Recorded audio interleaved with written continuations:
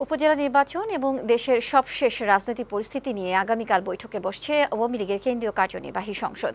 প্রধানমন্ত্রী সরকারি বাসভবন গণভবনে সন্ধ্যায় এই সভা অনুষ্ঠিত হবে।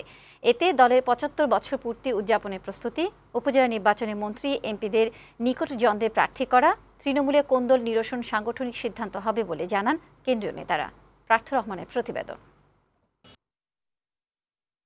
গত ৭ই জানুয়ারি জাতীয় সংসদ নির্বাচনে বিজয়ী হয়ে টানা চতুর্থবার সরকার গঠনের পর আওয়ামী লীগ দ্বিতীয়বার কেন্দ্রীয় কার্যনির্বাহী সংসদের সভা ডেকেছে।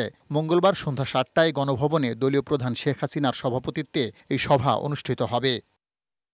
দলীয় সূত্রে জানা গেছে ১৬টি বিষয় নিয়ে সভায় আলোচনা হতে পারে। এর মধ্যে আগামী জুন মাসে আওয়ামী লীগের ৭৫তম প্রতিষ্ঠা বার্ষিকীতে হীরক জয়ন্তী উদযাপনের কর্মসূচি চূড়ান্ত হতে পারে। গুরুত্ব পাবে উপজেলা নির্বাচন।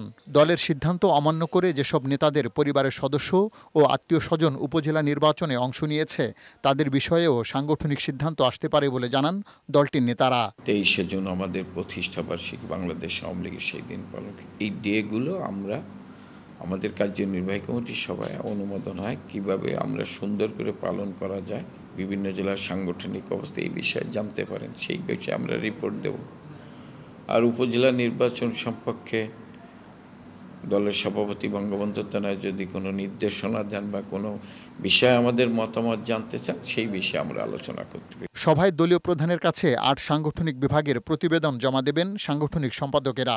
দলের শৃঙ্খলা বিরোধী কর্মকাণ্ডের সাথে জড়িতদের বিরুদ্ধে ব্যবস্থা নেওয়া সহ তৃণমূলের মেয়াদোত্তীর্ণ কমিটির সম্মেলন করার নির্দেশনাও থাকবে।